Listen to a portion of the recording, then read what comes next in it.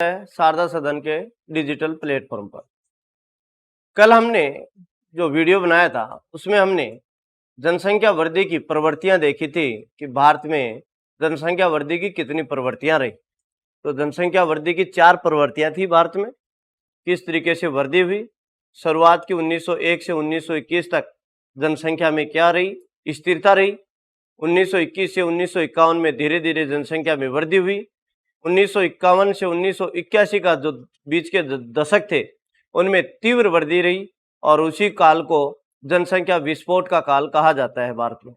1981 से वर्तमान तक जनसंख्या की जो दर है वो अलग अलग क्षेत्रों में अलग अलग प्रकार से है, यानी कि जिस प्रकार से घनत्व में विभिन्नता आ रही थी, घनत्व में विभिन्नता देख रहे थे हम, जनसंख्या के वितरण में विभिन्नता देख रहे थे, उसी तरीके से भारत में जो जनसंख्या की वृद्धि है वो अलग अलग क्षेत्रों में अलग अलग जनसंख्या वृद्धि पाई जाती है। किसी क्षेत्र में जनसंख्या वृद्धि तीव्र है तो किसी क्षेत्र में जनसंख्या वृद्धि न्यून है, कम है।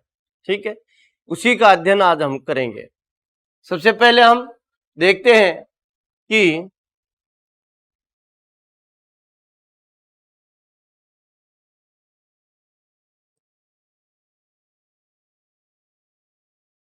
उन्नीस से 2000 के दौरान वृद्धि दर अधिक रही।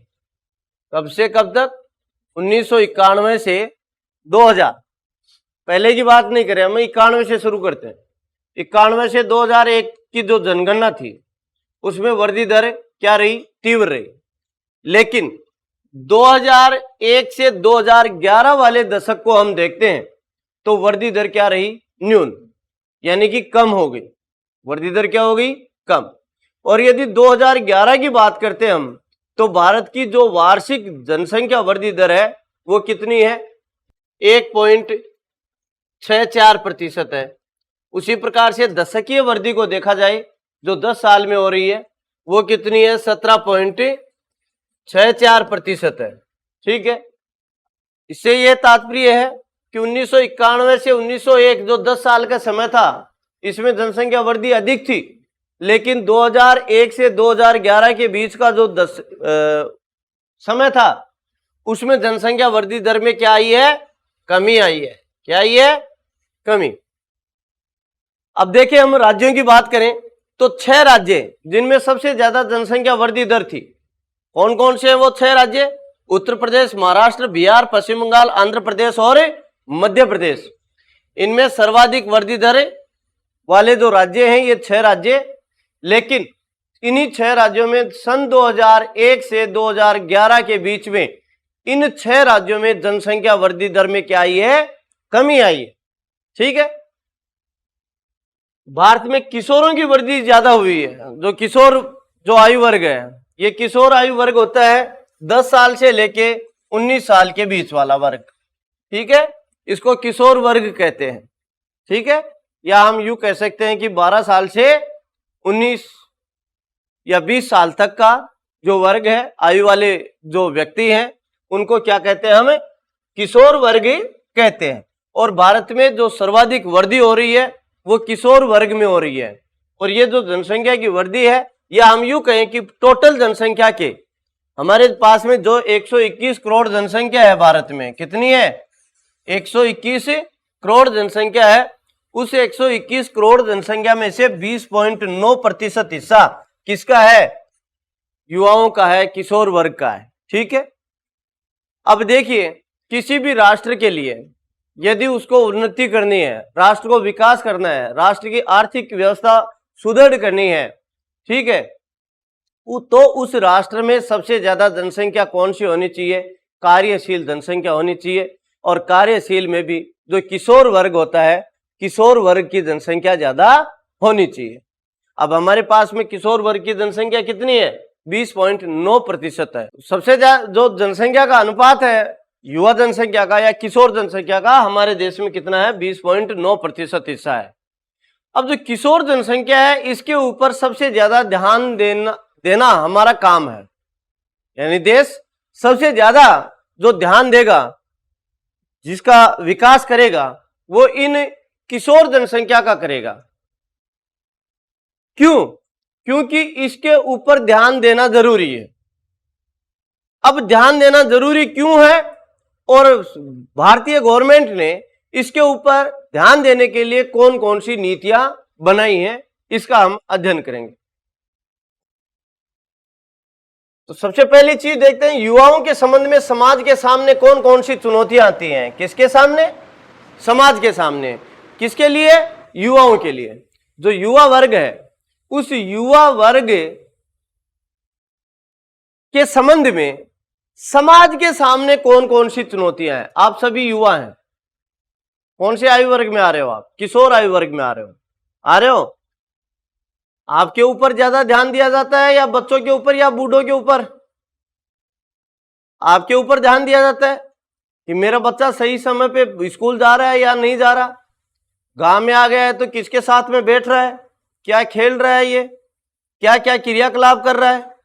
तो सबसे ज्यादा आपके जो पेरेंट्स हैं आपके ऊपर ज्यादा ध्यान देते हैं।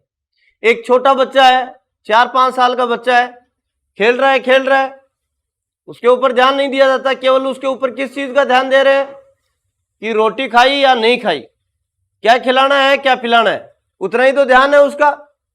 लेकिन आपका तो सुबह से लेकर रात को सोते समय और रात को भी ध्यान रखना पड़ता है कि मेरा बच्चा क्या कर रहा है। होता है कि नहीं होता ये? तो ये समाज के सामने कुछ चुनौतियां हैं। और वो क्या क्या चुनौतियां हैं, किस किस चीज के ऊपर ध्यान रखना पड़ेगा, वो देखते हैं हम। पहला, जो किशोर आयु वर्ग है उसकी विवाह की निम्न आयु, ये सबसे ज्यादा समाज के सामने चुनौती है। आज या पहले के समय में किशोर जो वर्ग है, युवा जो वर्ग है, उसकी छोटी आयु में शादी कर दी जाती थी। तो ये समाज के लिए क्या है, एक चुनौती है, एक नुकसान है समाज के लिए। यदि युवाओं की छोटी उम्र में शादी कर दी जाएगी तो उसकी से जो उत्पन्न होने वाली संतान है वो या तो कमजोर उत्पन्न होगी या कुछ भी दुर्घटना घट सकती है, या तो मां खत्म हो सकती है या जन्मा हुआ बच्चा खत्म हो सकता है। ठीक है, या उसमें कोई कमजोरी आ सकती है। अगली चीज, यदि कम आयु में विवाह कर दिया जाएगा तो जो माता है अपने बच्चे का पूर्ण रूप से ध्यान नहीं रख सकती है, क्योंकि उसको नॉलेज ही नहीं होता कि बच्चा किस तरीके से पाला जाएगा। ठीक है, तो ये एक समाज के सामने चुनौती है, विवाह की निम्न आयु। लेकिन वर्तमान में इस आयु में बढ़ोतरी की गई है। आज वर्तमान में 21 वर्ष लड़के की और 18 वर्ष लड़कियों की आयु निश्चित कर दी गई है। तो देखिए इसमें विवाह की उम्र कितनी कर दी गई है? लड़कों की तो 21 वर्ष और लड़कियों की कितनी कर दी है? 18 वर्ष। तो ये जो चुनौती है ये युवाओं के सामने, समाज के सामने है, युवाओं के लिए। दूसरी है निरक्षरता, यानी कि वर्तमान समय में या पिछले समय में हम देखें तो जो युवा वर्ग है समाज में, एक युवा वर्ग के लिए एक चुनौती है कि युवा वर्गों को साक्षर किया जाए, उनको पढ़ाया लिखाया जाए, उनको शिक्षा दी जाए। शिक्षा के साथ साथ में उनको रोजगार शिक्षा भी प्राप्त होनी चाहिए। तो यह समाज के लिए एक चुनौती है। तीसरी है school drop out. School drop out का मतलब होता है कि एक बार युवा ने एडमिशन ले लिया, मान लीजिए उसने 8वीं में एडमिशन लिया है या 9वीं में लिया है, 2 महीने या 3 महीने स्कूल में पढ़ता है, उसके बाद में वो स्कूल को छोड़ देता है। ऐसे बच्चों को स्कूल ड्रॉप आउट कहते हैं। ठीक है, तो ये सामने भी, ये समस्या भी समाज के लिए एक चुनौती है। कुपोषण के शिकार जो युवा वर्ग है उसको जो पोषण है वो अच्छी तरीके से नहीं मिल रहा है, या उसको किस प्रकार से पोषण दिया जाए, क्या क्या उसको भोजन दिया जाए, वो भी समाज के सामने एक चुनौती है।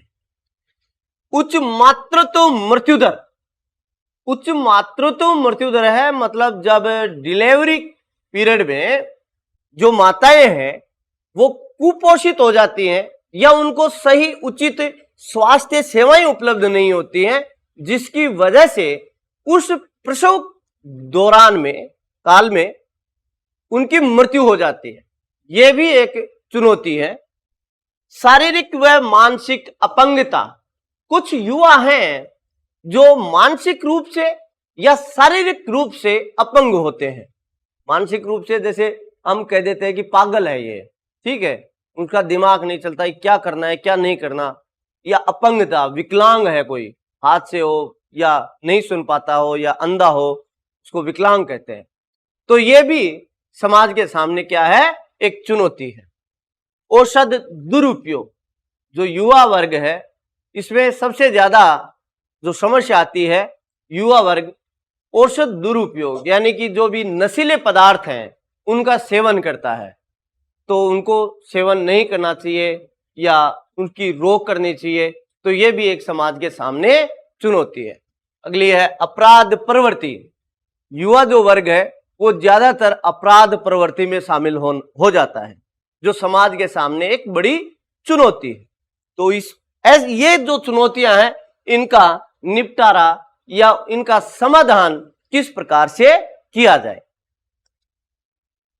इसके लिए गवर्नमेंट ने कुछ नीतियों को अपनाया है। जो हमारी सरकार है, सरकार ने कुछ नीतियां अपनाई हैं, जिनकी वजह से ये युवाओं के जो सामने या युवाओं के द्वारा समाज के सामने जो चुनौतियां आ रही थी, उन चुनौतियों को किस प्रकार से हल किया जाए, उसके लिए सरकार ने कुछ नीतियां बनाई हैं। और सरकार ने एक नीति बनाई है, राष्ट्रीय युवा नीति, जो कब बनाई गई थी, 2014 में। कब बनाई थी, 2014 में। इसमें क्या कहा गया है कि देश के युवाओं को अपनी पूरी क्षमता का उपयोग करने के लिए सक्षम बनाना है। ये जो युवा नीति है 2014 में लागू की गई। इसमें क्या कहा गया कि जो युवा है उनमें जितनी क्षमता है उसका ज्यादा से ज्यादा उपयोग करना। अब क्षमताएं कौन कौन सी हो सकती हैं, जैसे युवा वर्ग है, उस युवा वर्ग में साक्षरता है, दिमाग है, तो वो और उसको विकसित किया जाए, जिससे वो देश के काम आए, जो भी कार्य करे अच्छे कार्य करे, अपनी क्षमता का पूर्ण उपयोग करे। ये इस युवा नीति में अपनाया है, ठीक है। इसके लिए जो गवर्नमेंट ने युवाओं को जो पोषण है, खाद्य सुरक्षा है, पोषण है, साक्षरता है, ठीक है, अपराध प्रवृत्तियों से छुटकारा है, इस प्रकार से कई कदम उठाए हैं गवर्नमेंट ने। कौन सी में, राष्ट्रीय युवा नीति पे। दूसरी नीति बनाई है कौशल विकास तथा उद्यमिता के लिए नीति, यह बनाई है 2015 में, ठीक है। इसमें गवर्नमेंट ने कौशल के लिए रूपरेखा प्रदान की है। कौशल यानी कि उस बालक में किस प्रकार का कौशल है, क्षमता क्या है उसमें। मान लीजिए एक बालक है, वो पढ़ने में होशियार है, ठीक है, अपना पूरा का पूरा दिमाग पढ़ाई में लगाता है, और वो मान लीजिए एक आईएएस या आरएएस या डॉक्टर इंजीनियर बनना चाह रहा है, तो उसको उसी प्रकार उस क्षेत्र में डाल देना चाहिए। लेकिन एक बालक है जिसका दिमाग पढ़ने में नहीं है, उसको कोई ना कोई वस्तु बनाने में है, या फिर मान लीजिए कंप्यूटर का ज्ञान है, उसको मजा आता है कंप्यूटर चलाने में, तो उस बच्चे को किसमें, कौन से क्षेत्र में छोड़ दें, कंप्यूटर के क्षेत्र में छोड़ दें। कोई बच्चा है जो कारीगरी का काम अच्छी तरीके से करता है या उसमें उसकी ज्यादा रुचि है, कोई बच्चा है खेल में ज्यादा रुचि है, तो उन्हीं क्षेत्रों में उसको छोड़ देना चाहिए। यानी कि उसका जो कौशल है, जो कौशल क्षमता है, उसी के अनुरूप उसका क्षेत्र दे दिया जाना चाहिए, जिससे वो बच्चा आगामी समय में आराम से अपने कौशल का प्रयोग करता हुआ अपना जीवन व्यतीत कर सकता है और राष्ट्र और समाज के लिए प्रगति का आधार बन सकता है। इसके बाद में हम देखते हैं कुछ जनसंख्या संगठन को।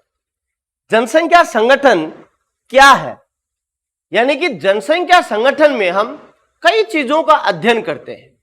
जैसे जनसंख्या संगठन में आयु और लिंग दोनों का अध्ययन करते हैं कि आयु वर्ग क्या क्या है, लिंग अनुपात क्या है, कितनी स्त्रियां हैं, कितने पुरुष हैं, ग्रामीण क्षेत्रों में कितनी स्त्रियां हैं, नगरीय क्षेत्रों में कितने पुरुष हैं या कितनी स्त्रियां हैं, इन सब का अध्ययन हम किस में करते हैं?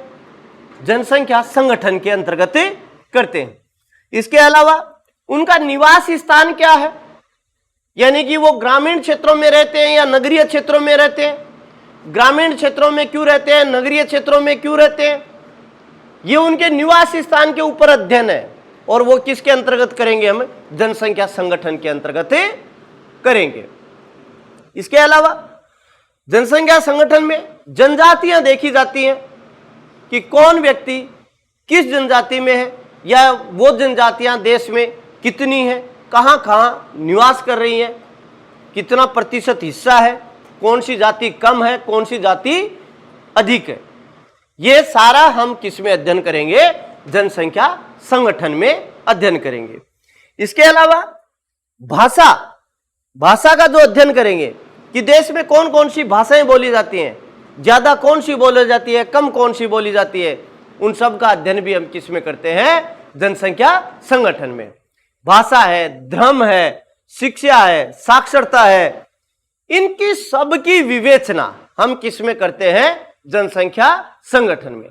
अर्थात जनसंख्या संगठन क्या होगा कि जनसंख्या संगठन के अंतर्गत आयु, लिंग, आवास, साक्षरता, धर्म, भाषा, जनजातियां, इन सब का अध्ययन किस में किया जाता है? जनसंख्या संगठन के अंतर्गत किया जाता है। इसके बाद में हम देखते हैं कि जनसंख्या संगठन में ग्रामीण और नगरीय संगठन क्या है। ग्रामीण और नगरीय, ग्रामीण क्षेत्रों में जो लोग रहते हैं वो ज्यादातर कौन से कार्य में संलग्न रहेंगे? प्राथमिक क्रियाकलापों में ज्यादातर संलग्न रहते हैं। उसी प्रकार से यदि नगरीय संगठन देखें तो नगरीय संगठन में जो लोग हैं वो द्वितीयक, तृतीयक या अन्य क्रियाकलापों में संलग्न रहते हैं, अर्थात प्राथमिक क्रियाकलापों में बहुत ही कम संलग्न रहते हैं। आज हम देखते हैं कि भारत को यदि पहले देखें तो भारत में 72% जनसंख्या कहां निवास कर रही थी? ग्रामीण क्षेत्रों में निवास कर रही थी, ठीक है। लेकिन वर्तमान में ग्रामीण क्षेत्रों में मात्र भारत में 68 पॉइंट कितनी 8%, 68.8% जनसंख्या कहां निवास कर रही है? ग्रामीण क्षेत्रों में निवास कर रही है। और जो शहरी क्षेत्रों में निवास कर रही है यानी नगरीय जो जनसंख्या का प्रतिशत है भारत में वो 31.16% जो लोग हैं वो किस में निवास कर रहे हैं?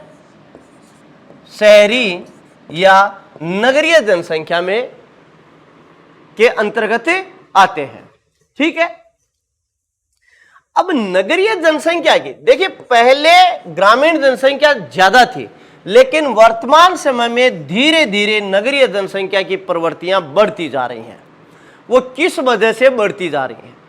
क्योंकि नगरीय जो क्षेत्र है या नगरीय जो संगठन है उनमें रोजगार, शिक्षा, स्वास्थ्य सेवाएं या अन्य आधारभूत सुविधाएं ज्यादा उपलब्ध हो रही हैं। इसलिए व्यक्ति किस ओर आकर्षित हो रहा है? नगरों की ओर आकर्षित हो रहा है। इसी प्रकार जनसंख्या संगठन में तीसरा जो तत्व आता है वो है भाषाई। उस भाषा का उपयोग कितने लोगों द्वारा किया जाता है। इसमें हम देखेंगे एक सर्वेक्षण किया गया था भारत में, भाषा के लिए एक सर्वेक्षण किया था और वो सर्वेक्षण हुआ था 1903 से 1928 के बीच में। कब से? 1903 से 1928 के दौरान एक भाषाई सर्वेक्षण किया था और भाषाई सर्वेक्षण किया था ग्रियर्सन ने। किसने किया था?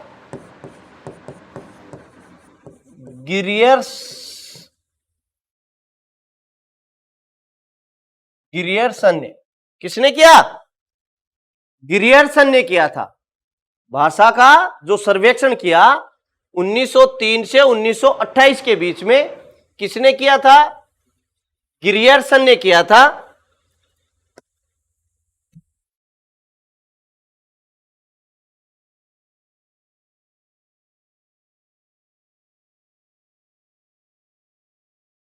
इसने यह बताया कि भारत में 179 भाषाएं हैं।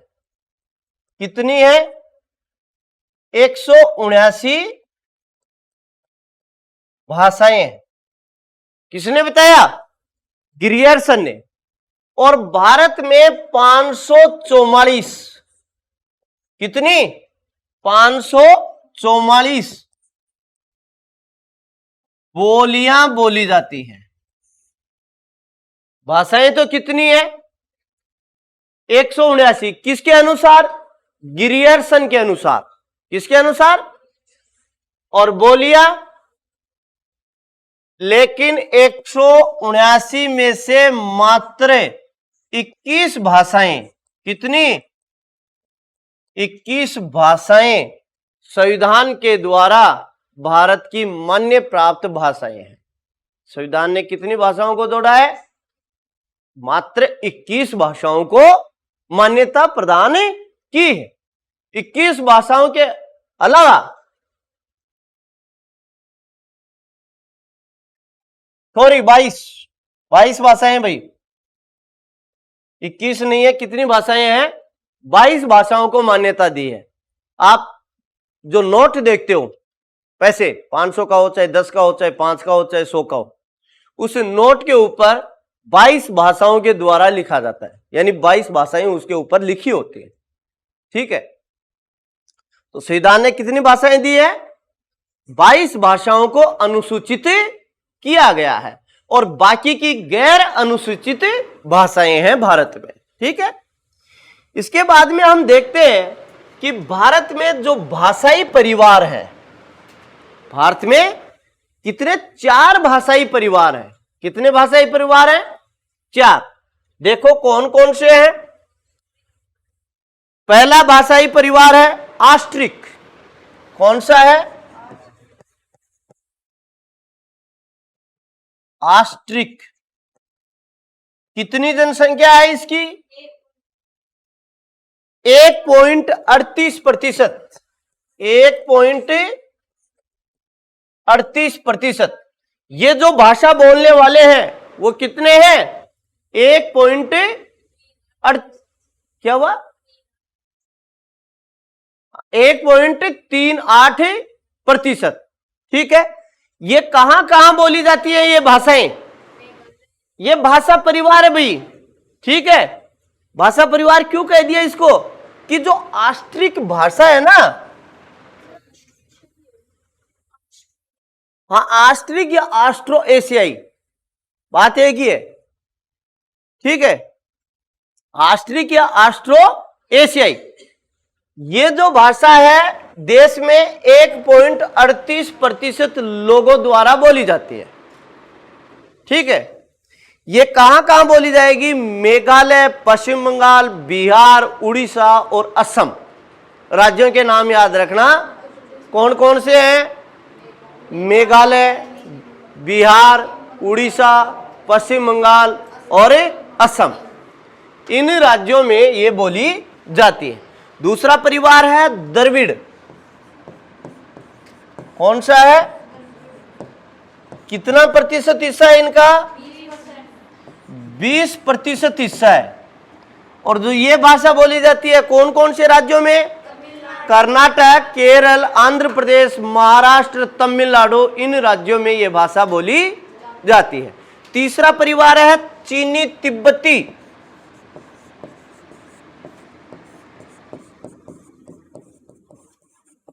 चीनी तिब्बती, कितना हिस्सा है इसका?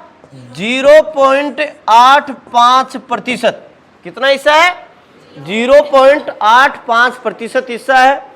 और ये जो बोली जाती है वो जम्मू कश्मीर, हिमाचल, उत्तराखंड, अरुणाचल प्रदेश, सिक्किम, इन राज्यों में ये भाषा बोली जाती है। तीसरा हिस्सा है भारतीय यूरोपीय परिवार। भारतीय यूरोपीय परिवार, और इसका दूसरा नाम है आर्य। क्या है? आर्य। ये सबसे ज्यादा है भाई। कितना प्रतिशत है?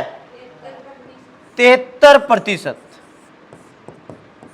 73% जो लोग हैं वो कौन से परिवार से हैं? भारतीय यूरोपीय या आर्य परिवार के अंतर्गत आते हैं। और ये जो लोग हैं वो पंजाब, हरियाणा, हिमाचल प्रदेश, उत्तर प्रदेश, राजस्थान, मध्य प्रदेश, गुजरात, ठीक है, इन राज्यों में ये कौन सा परिवार है? भारतीय यूरोपीय आर्य परिवार है। ठीक है, इसके आगे हम देखते हैं धार्मिक संगठन। ठीक है, जनसंख्या संगठन के अंतर्गत आता है कौन सा? धार्मिक संगठन। कि हमारे देश में कौन कौन से धर्म हैं। तो कौन कौन से धर्म हैं?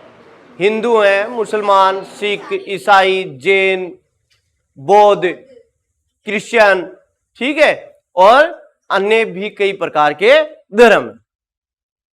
सबसे ज्यादा भारत में कौन से धर्म के हैं? हिंदू धर्म के हैं। कौन से धर्म के हैं? हिंदू।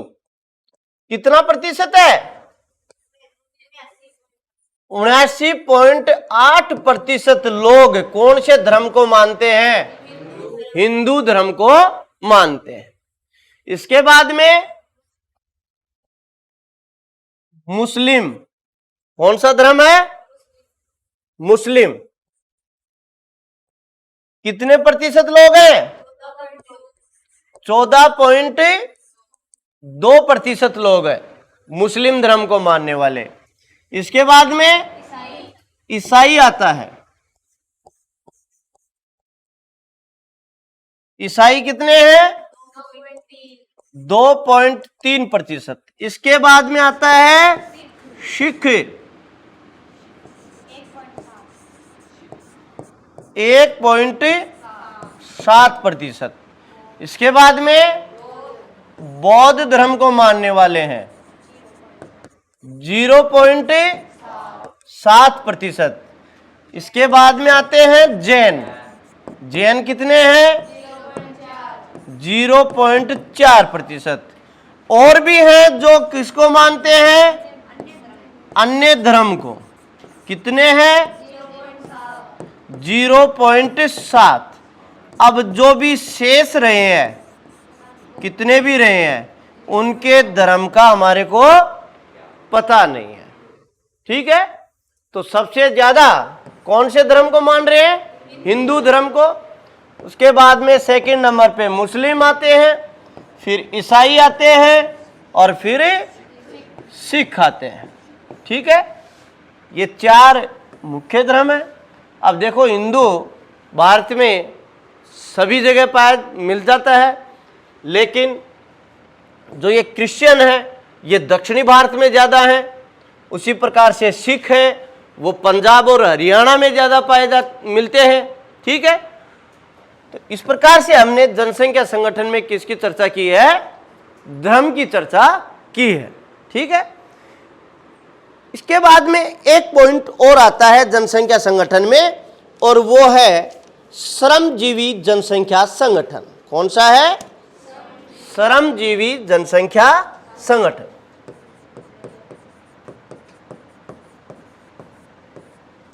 श्रमजीवी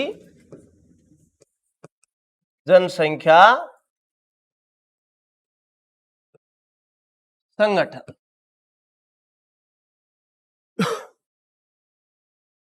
यदि हम आर्थिक स्तर से भारत की जनसंख्या को बांटें तो हम 3 वर्गों में बांटते हैं इसको। कितने वर्गों में? 3 वर्गों में। पहला आता है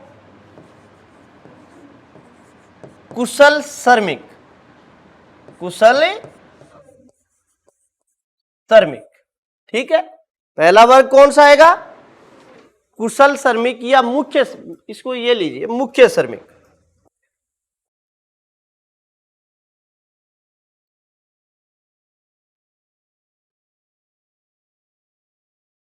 कौन से आते हैं?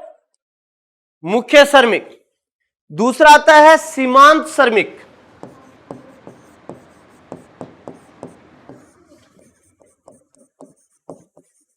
कौन से श्रमिक? सीमांत श्रमिक। और तीसरे आते हैं अश्रमिक।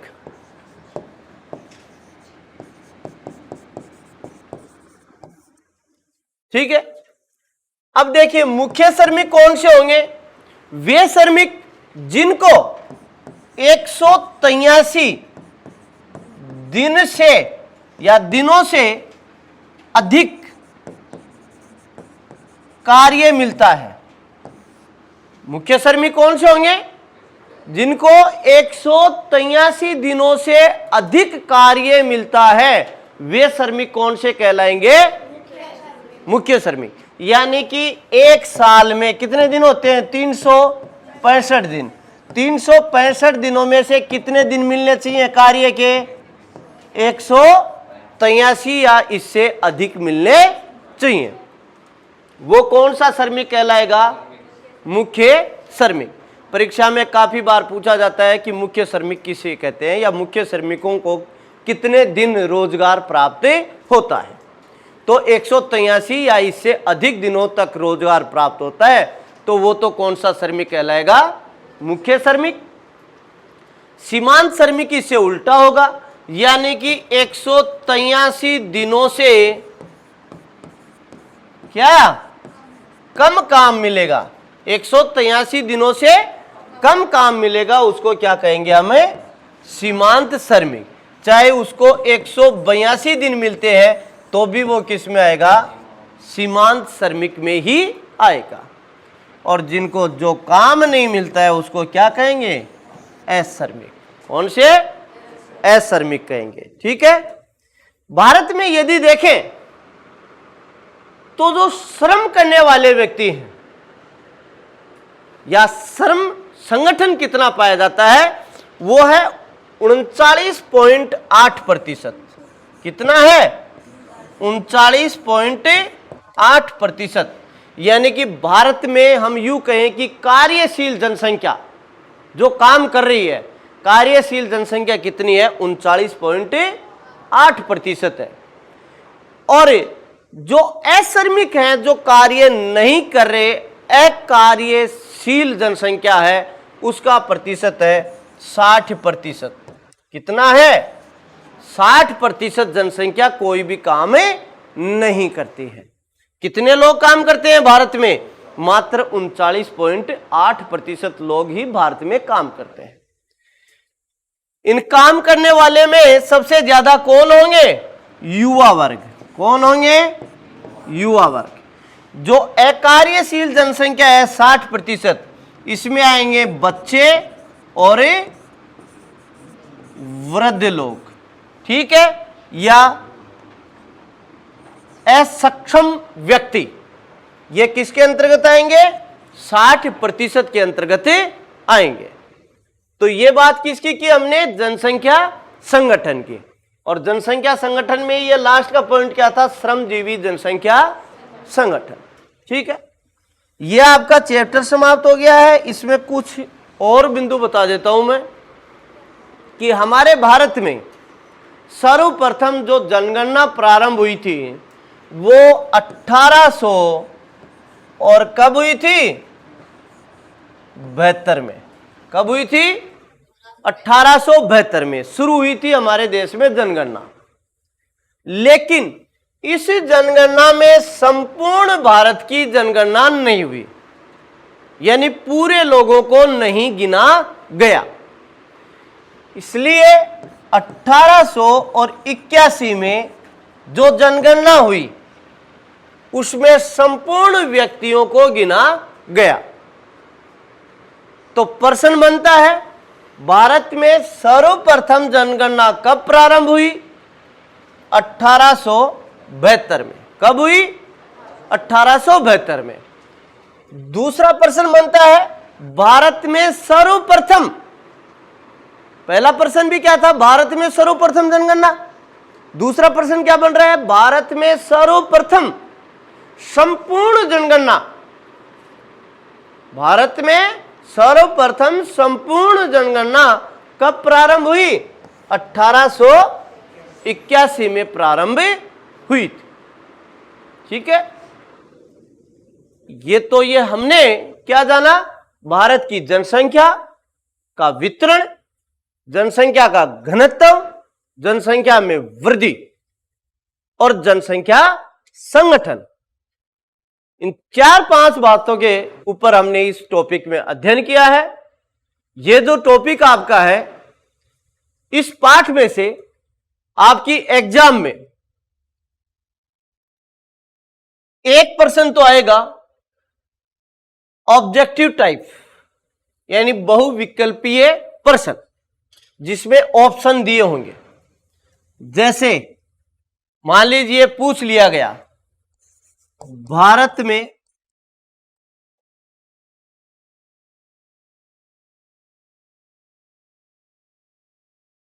वार्षिक जनसंख्या वृद्धि दर है ए 17.64%, बी 1.64%, सी 18.20% और डी 2.8%। कितना आएगा? 1.64% वार्षिक वृद्धि दर है। तो एक प्रश्न तो आपका न्यूमेरिकल आएगा इसमें, ठीक है, और कितने नंबर का होगा? 1 नंबर का। कितने का होगा? और दूसरा प्रश्न आएगा लघु उत्तरात्मक प्रश्न। कौन सा प्रश्न? लघु उत्तरात्मक प्रश्न। पूछ लिया आपसे, जनसंख्या घनत्व किसे कहते हैं? इसका सूत्र लिखिए। ठीक है, तो ये एक प्रश्न ऐसा आएगा और वो कितने नंबर का होगा? 1.5 नंबर का होगा। कितने का होगा? 1.5 नंबर का। इस पाठ में से आपके 2 प्रश्न बनेंगे। तो इस पाठ को किस तरीके से पढ़ना है आपको? ज्यादा से ज्यादा जो न्यूमेरिकल प्रश्न है, ज्यादा से ज्यादा जो बहुविकल्पीय प्रश्न है, उनको देखना पड़ेगा। यदि आपने ऑब्जेक्टिव टाइप प्रश्न देख लिए तो जो आपका लघु उत्तरात्मक प्रश्न है वो क्लियर हो जाएगा। ठीक है, सही होगा वो। तो ज्यादा से ज्यादा न्यू टाइप वाले प्रश्न इसमें देखें। ठीक है, आंकड़े याद करें। ये पाठ आपका समाप्त। अगले वीडियो में हम दूसरा पाठ लेके आएंगे। धन्यवाद।